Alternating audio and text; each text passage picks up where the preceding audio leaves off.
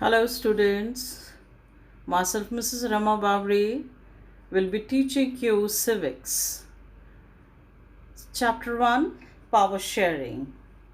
The focusing point will be the case study of two countries. The case study of two countries, Belgium and Sri Lanka. We'll be studying about these two countries and we'll be comparing about the power sharing. Fine, power sharing. And on the screen you can see the map of Belgium. Like in India we do talk about North India and South India. Now here you can see on the map of Belgium the yellow portion, it is called as the Flemish region. Got it? And the southern portion is called as the Wallonia region. The capital city of Belgium is Brussels. Brussels. Hope I'm clear to you. Map को अच्छी तरीके से देखिए. इसी के बारे में हम अभी पढ़ेंगे power sharing. We'll be studying about the power sharing, the case study of Belgium. Belgium is a small country in Europe. It is smaller in area than the state of Haryana. It has a border with Netherlands, France, and Germany. It has a population of little over 1 crore, about half population of Haryana. Haryana जितना है इसका area, population में half है. I hope that I am clear कि हरियाणा जितना ये Belgium है और यहाँ की पॉपुलेशन जो है 1 करोड़ है. ठीक है. यहाँ की पावर शेयरिंग पॉलिटिकल लेवल पे हम लोग बात कर रहे हैं. ठीक है. अब हम बार बार एक शब्द का इस्तेमाल कर रहे हैं, पावर शेयरिंग. आप अपनी पावर को किस तरह से किसी भी कंट्री में किस तरह से शेयर करते हैं, तो हम जानने की कोशिश करेंगे कि ये एग्जैक्टली पावर शेयरिंग है क्या, ये पावर शेयरिंग का मतलब क्या है. ठीक है. When the power is shared with others, जब दूसरों के साथ हम पावर शेयर करते हैं, it can be in a group, in organisation, institution, countries में हम अपनी पावर को शेयर करते हैं. कुछ लोगों का ये मानना है कि अगर आप रूलर हैं और अगर आप अपनी सत्ता को, अपनी पावर को, अपनी शक्ति को दूसरों के साथ शेयर करेंगे, ठीक है, तो आपकी शक्ति, आपकी जो भी पावर है वो कम हो जाएगी. When power is shared, it does not mean that power it will reduce or decrease or the ruler will become weak, या उनकी जो भी कैबिनेट मिनिस्ट्री है वो बहुत वीक हो जाएगी. कुछ लोगों का सोचना ऐसा भी है कि नहीं, जब हम पावर को शेयर करते हैं तो हम अपनी कैपेबिलिटी को भी बढ़ाते हैं. ठीक है. It increases the output and the quality increase. Quality जो है वो इंक्रीज होती है. तो पावर शेयरिंग का मतलब ये नहीं कि हमारी जो पावर है, हमारी शक्ति है, हमारी सत्ता जो है वो कमज़ोर पड़ जाएगी. नहीं, ऐसा नहीं होता है. पावर शेयरिंग में जब हम ये पूरा स्टडी हम कर लेंगे इस लेसन को, पावर शेयरिंग को, तब आपको थोड़ा समझ में आएगा कि ये पावर शेयरिंग जो है ये कितना बेनिफिशियल है for any country and the country man. Power sharing definitely it makes the country very powerful but not weak. अब यहाँ पे एक टॉपिक जो लिखा हुआ है वो लिखा हुआ है एथनिक कॉम्पोजिशन. अब ये एथनिक कॉम्पोजिशन क्या है? ठीक है. एथनिक कॉम्पोजिशन के बारे में पढ़ेंगे कि पहले तो मीनिंग समझ लीजिए. A social division based on shared culture. People belonging to the same ethnic group believe in their common descent because of the similarities of physical type or of the culture or both. They need not always have the same religion or nationality.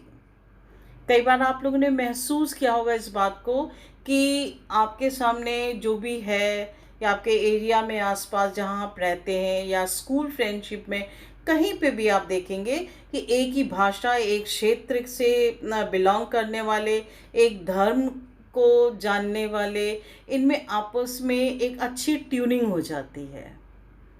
ठीक है, भाषा पे भी कई बार अपनी ही भाषा बोलने वाला कोई देश विदेश कहीं पे मिल जाता है, घर के आसपास मिल जाता है।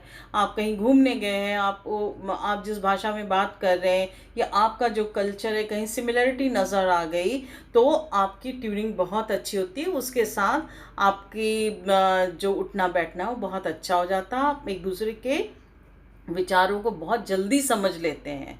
ठीक है, तो ये ज़रूरी भी नहीं है। कई बार ऐसा होता है दूसरे धर्म, दूसरे जात, दूसरे देश के लोग भी एक साथ मिल कर के बहुत अच्छे डिसीजन लेते हैं, बहुत अच्छे से रहते भी हैं। ठीक है, तो नॉट नेसेसरी, लेकिन फिर भी एक एथनिक ग्रुप जो है वो धर्म, जाति को लेकर के, भाषा को लेकर, रंग को लेकर के वो बनता है। तो ये जो हम चैप्टर पढ़ रहे हैं पावर शेयरिंग में, इसमें हम केस स्टडी पढ़ने वाले हैं। In case study will be starting about the ethnic composition of the country. Got it? What is ethnic? Ethnic, I have told you. If a person belong to the same religion, caste, language, okay, और उससे आप comfortable zone में रह कर के अपने आप को आगे बढ़ाते हैं, बट ज़रूरी ऐसा नहीं है। आप देखेंगे एथनिक कंपोजिशन जो बेल्जियम में है वो क्या है, हमने मैप में भी आपको बताने की कोशिश करी, यहाँ पे भी देखिए। Belgium has 2 regions. एक नॉर्दर्न रीजन आप देख रहे होंगे कि येलो कलर का जो मैप में आपको नज़र आ रहा है, अपर पोर्शन जो है आपका, अपने बुक में भी आप देखेंगे, तो वहाँ पर जो नॉर्थ रीजन है बेल्जियम का, वहाँ पे फ्लेमिश रीजन उसको बोलते हैं। और उस फ्लेमिश रीजन में 59% of Belgian speak Dutch language. अब आप कहेंगे कि ये बेल्जियन क्या है? जैसे हिंदुस्तान में इंडियंस हम बोलते हैं, ठीक है, हम लोग कौन है? हम सारे इंडियंस हैं। वैसे बेल्जियम में रहने वाले लोग सारे बेल्जियंस हैं, और वो बेल्जियंस कौन सी भाषा बोलते हैं? डच भाषा। कौन सी इलाके में रहने वाले? जो नॉर्थ वाला इलाका है कि नहीं? ठीक है, तो वहाँ पे कौन सी भाषा बोली जाती है? डच। जबकि साउथ में रहने वाले जो लोग हैं बेल्जियम में, उस रीजन को हम क्या बोलते हैं? वॉलेनर रीजन। जैसे हिंदुस्तान बड़ा कॉमन सा है ना, north India, south India. North में हिंदी स्पीकिंग है, उस साइड साउथ में जो है साउथ इंडियन भाषा बोलने वाले। वैसे वहाँ पे भी 59% Belgians they speak Dutch language. Flemish region में रहने वाले लोग, एंड वॉलेनर रीजन में रहने वाले 40% Belgians they speak French language. French language. अब आप मैप में देखेंगे, अपने अपने बुक्स आप खोल लीजिएगा, पेज नंबर 2 में आप देखेंगे, जहाँ पे वॉलेनियर रीजन है सदर्न साइड, साउथ साइड में जो है, साउथ रीजन जो है उसके आप ईस्टर्न साइड में देखेंगे, आपको नज़र आएगा शेडेड जो पोर्शन है, वहाँ पे बेल्जियंस जो है वो जर्मन लैंग्वेज बोलते हैं। ठीक है, वहाँ पे Belgians, and they are just 1%, they are just 1%। Fine. So ये एथनिक कॉम्पोजिशन है। अब आप कहेंगे कॉम्पोजिशन के बारे में किस बार भाषा में बोलते हैं बेल्जियम में रहने वाले लोग, तो हमें इसे क्या करना है? इससे पावर शेयरिंग से हमारा क्या लेना देना है? वहाँ पे कौन सी पावर भाषा को लेकर के चल रही है? पावर शेयरिंग में इसका क्या हिस्सेदारी है भाषा का है? अगर हिंदुस्तान में भी आप देखेंगे तो कई बार आपने देखा होगा कि हम किसी पर्टिकुलर भाषा को जानने वाले लोगों को कहते हैं, अरे वाह ये तो बहुत बढ़िया है, और किसी की भाषा को हम मजाकिया तौर पे भी देख रहे होते हैं, जो कि गलत है, जो कि गलत है। Fine. So we will be starting about the ethnic composition of the Belgian, और आगे हम ये भी देखेंगे कि इसका इफ़ेक्ट जो है वो पावर शेयरिंग में कैसे आता है। ठीक है, किसी की भाषा, किसी के धर्म और जात को लेकर के कई बार कई इश्यूज खड़े हो जाते हैं। ठीक है, तो अलग अलग मतलब कि रीजन में, फ्लैमिश रीजन में बेल्जियंस डच बोल रहे हैं, फ्रांसीसी भाषा बोलने वाले वो सदर्न रीजन में, और सिर्फ 1% जर्मन भाषा को जानने वाले लोग हैं। तो भाषा को भी लेकर के कई बार कॉन्फ्लिक्ट्स हो जाती है लोगों में, कई बार रीजन को लेकर के, मैं इस क्षेत्र से हूँ, आप उस क्षेत्र से हो। ठीक है, धर्म को लेके, हमारे यहाँ कास्ट को लेकर के, रिलीजन को लेकर के हो जाता है। वो तो धन्य है वो लोग जिन्होंने सेकुलरिज्म जैसी चीज़ को आगे लेकर के आए, और बहुत ही ज्ञानी थे हमारी कॉन्स्टिट्यूशन बनाने वाले। ठीक है, और उन्होंने सबको मिला जुला करके रखा। ठीक है, एक सूत्र में बांध के रखा, एक भारतीयता की भावना हमें दी। ठीक है, तो बेल्जियम में जो बेल्जियम में अलग अलग भाषा जो बोल रहे थे, ठीक है, इसको लेकर के भी उनमें एक खींचातानी थी। तो उसका क्या रिजल्ट निकला, क्या हुआ वहाँ पर, ठीक है, तो इसके बारे में हम देखेंगे। और ये भी हम देखेंगे कि ये जो हमने एक अभी बताया था आपको एथनिक कॉम्पोजिशन, वो कंट्री का था। ठीक है, अब आप स्क्रीन पे देखेंगे एथनिक कॉम्पोजिशन इन ब्राज़ील। ब्रसल्स जो है वो कैपिटल सिटी ऑफ बेल्जियम है। ठीक है, अब पूरे के पूरे कंट्री में जो है वो क्या है, फ्लेमिश रीजन में 59% लोग डच भाषा का इस्तेमाल कर रहे हैं, वेलेनिया रीजन में 40% and only 1% German speaking people. लेकिन कैपिटल सिटी में एकदम अलग सीन है, एकदम अलग। कैपिटल सिटी में, कैपिटल सिटी बेल्जियम की क्या है, ब्राज़ील है। क्या है, Brazil. Ethnic composition in Brazil, it's a capital city of Belgium. अब वहाँ पे क्या है, 80% of Belgians they speak French, they speak French. Only 20% Belgian they speak Dutch. उल्टा हो गया यहाँ पे। Belgium country, majority of Belgians are Dutch speaking, constituted the majority in country. अगर कंट्री वाइज हम देखते हैं तो सबसे ज़्यादा भाषा बोलने वाला कौन है, 59% डच वाले हैं। लेकिन जहाँ से रूल है चल रहा है, जो कैपिटल सिटी है ब्राज़ील, ठीक है, वहाँ पे डोमिनेटेड कौन है, मेजॉरिटी में कौन है, वो फ्रांसीसी भाषा बोलने वाले हैं। 80% बेल्जियन जो है वो फ्रांसीसी भाषा बोल रही है। ओनली 20% बेल्जियंस जो है वहाँ के वो डच बोल रहे हैं। तो French speaking constitute the minority in the country.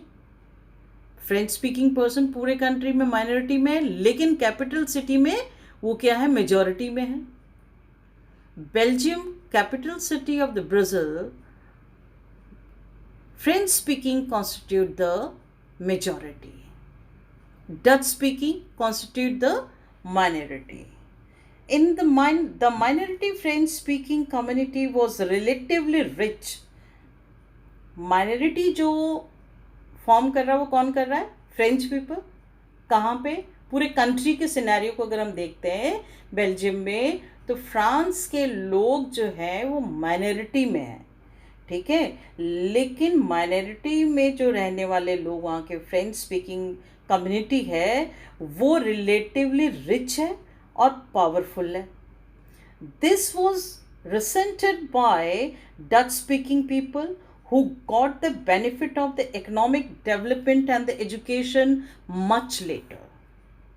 This led to a tension between the Dutch speaking and the French speaking community. अब डच स्पीकिंग लोग इतने ज़्यादा मतलब कि पैसे वाले नहीं थे as comparative to the French people, इतने ज़्यादा एजुकेटेड भी नहीं थे जैसे फ्रांसीसी लोग थे। तो ये कारण बना दोनों के बीच में कॉन्फ्लिक्ट का। During the year of 1950s and 60s, the French speaking community during 19 50s to 60 इन दोनों के बीच में फ्रेंच स्पीकिंग कम्युनिटी और डच स्पीकिंग कम्युनिटी के बीच में बहुत तनाव था. The tension between the two communities was more acute in Brussels में, कैपिटल सिटी में, क्योंकि वहाँ पर फ्रेंच स्पीकिंग जो है वो मेजॉरिटी में हो गए और पावरफुल थे, रिच थे, बहुत अच्छे ट्रेड थे, उनका ट्रेड करने का तरीका उनका बहुत अच्छा था. ठीक है, डच भी अच्छे ट्रेडर्स थे, बट फ्रांसीसी लोगों ने ज़्यादा बढ़िया ट्रेड किया. ठीक है, ट्रेडिंग टैक्टिक्स उनकी बेटर थी और इकोनॉमिक कंडीशन को इम्प्रूव कर रहे थे बेल्जियम में. ठीक है, तो so Dutch speaking people constituted a majority in the country but minority in the capital, and this was the reason of the tension. This was the reason of the tension in Belgium. Am I clear or not? देखो, दो part में divide कर लो इस चीज़ को, एक country और एक capital city. जैसे हिंदुस्तान है, ठीक है, इंडिया है, और पूरे इंडिया में देखो जो फैले हुए हैं सारे लोग ना, हर भाषा हर धर्म के लोग. लेकिन अगर हम दिल्ली में देखेंगे, दिल्ली में भी वही है ऑलमोस्ट. ठीक है, लेकिन हिंदी स्पीकिंग लोग ज़्यादा हैं यहाँ पे, हर प्रांत से, हर स्टेट से लोग यहाँ पे आके रहते हैं, लेकिन डोमिनेशन जो है वो हिंदी स्पीकिंग लोगों का है. लेकिन वो वजह नहीं है बनती है हमारे यहाँ पे किसी लड़ाई झगड़े की, भाषा वगैरह. ठीक है, वजह हैं बहुत सारी, और भी दूसरी वजह है हिंदुस्तान के अंदर. अगर अब फिर अब चलिए बेल्जियम में चलिए.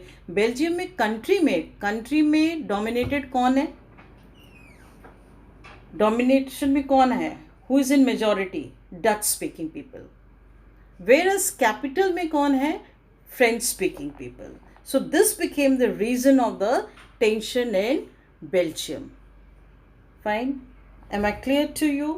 Am I clear? The capital, I'll repeat it again for you. The capital city of Belgium, Brussels. The ethnic composition of Brazil क्या था? 80% Belgians speak French, 20% Belgians speak Dutch. In Belgium country, the majority, जो majority है वो Dutch speaking है.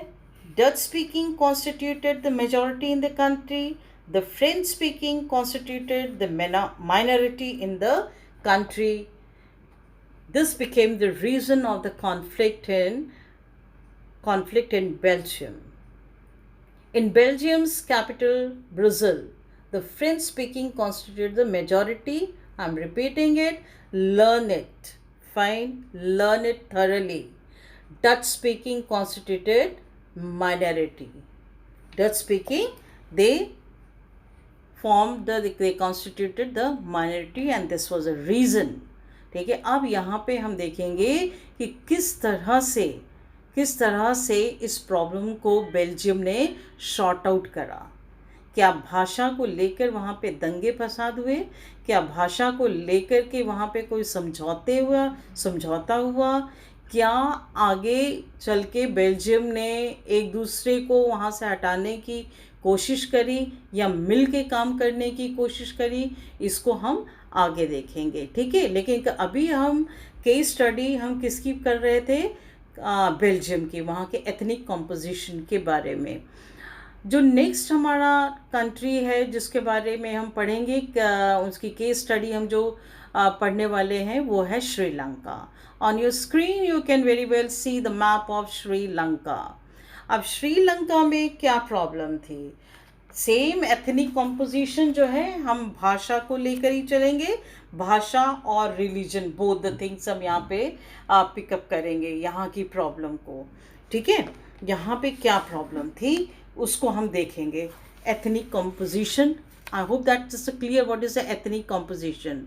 ठीक है, it can be the religion, it can be the caste, it can be the कोई खास कम्युनिटी है जिसको आप बिलोंग करते हैं, रेस है, भाषा है. यहाँ के स्टडी में हम लोग क्या ले रहे हैं? भाषा को, लैंग्वेज को हम ले रहे हैं. So let us compare this to the situation of the another country, Sri Lanka. Sri Lanka is an island nation, just a few kilometers off the southern coast of Tamil Nadu. It has about 2 crores people, about the same area wise you will find as good as the Haryana. Fine. Like the other nation in the South Asia region, Sri Lanka has a diverse population. It has got a diverse population. यहाँ तक बात समझ में आ रही है? अब जो yellow portion आपको दिख रहा है, ये वहाँ के खास ओरिजिनल लोग हैं, सिंघाला। सिंघाला स्पीकिंग लोग हैं, ठीक है। ऑरेंज जो आपको कोस्टल एरिया में दिख रहा है, वहाँ पे तमिलियंस हैं। वहाँ पे कौन लोग हैं? तमिलियंस हैं। Now I will be telling you all these about the Sinhalas and the Sinhala speaking people and Tamil people. जो श्रीलंका में जो भाषा बोली जाती है वो सिंहाला भाषा, ठीक है। अब एथनिक कंपोजिशन ऑफ श्रीलंका के बारे में आप देखिए। इन श्रीलंका 2 लैंग्वेजेस आर स्पोकन। कौन से है? सिंहाला है और तमिल भाषा है। सिंहाला स्पीकर्स कितने परसेंट है? 74%। 74%। फाइन। एंड तमिल स्पीकर्स कितने हैं? 18% है। कितने परसेंट है? 18%। और इस 18% में आप देखेंगे कि 13% आर ओरिजिनली फ्रॉम श्रीलंका। ये श्रीलंका के ही वहीं के नेटिव प्लेस के थे, लेकिन भाषा जो उन्होंने पिकअप करी वो तमिल करी। अब बार बार हम तमिल तमिल क्यों बोल रहे हैं? क्या श्रीलंका में तमिल शुरू से बोली जाती थी? हम अभी आपको बताएंगे इसके बारे में। अब 13 में 5 और ऐड करिए, 5% इंडियन तमिलियंस। ये ओरिजिनली हिंदुस्तान के से थे। ये तमिलियंस जो थे, जो 5% इंडियन तमिलियंस जिनकी हम बात कर रहे हैं, ये they belong to India, Tamil Nadu, and their language was also Tamil. So 13% Sri Lankan Tamilian and 5% of Indian Tamilians. ये पूरे मिला के तमिलियन स्पीकर्स जो थे, तमिल में बोलने वाले लोग जो थे, की जो परसेंटेज थी वो सिर्फ 18% थी। ओनली 18% लोग जो थे वो तमिल भाषा को जानने वाले लोग थे। इसके अलावा और कौन थे पॉपुलेशन के अंदर? वो थे 7% क्रिश्चियंस। ये 7% क्रिश्चियन कुछ तो सिंहाला भाषा बोलते थे और कुछ तमिल भाषा के जानकार थे। और सिंहाला भाषा को बोलने वाले लोग जो है बौद्ध धर्म को मानते थे, उसके बुद्ध धर्म के फॉलोवर्स थे। और जो तमिलियन बोलते थे वो कुछ हिंदू थे और कुछ मुसलमान थे। Tamilian speaking are the Hindus. For गलत लिखा हुआ इसमें, इट शुड बी और, that is a typing mistake. You can say it Hindus और the Muslims. Fine. I'll repeat it again for you. The major social group of Sinhala speaker 74% and Tamil speakers were 18%. Among Tamils are 2 subgroups. The Tamil natives of the country are called the Sri Lankan Tamilians, 13%. The rest, whose forefathers came from India as a plantation worker during the colonial period, are called Indian Tamilians.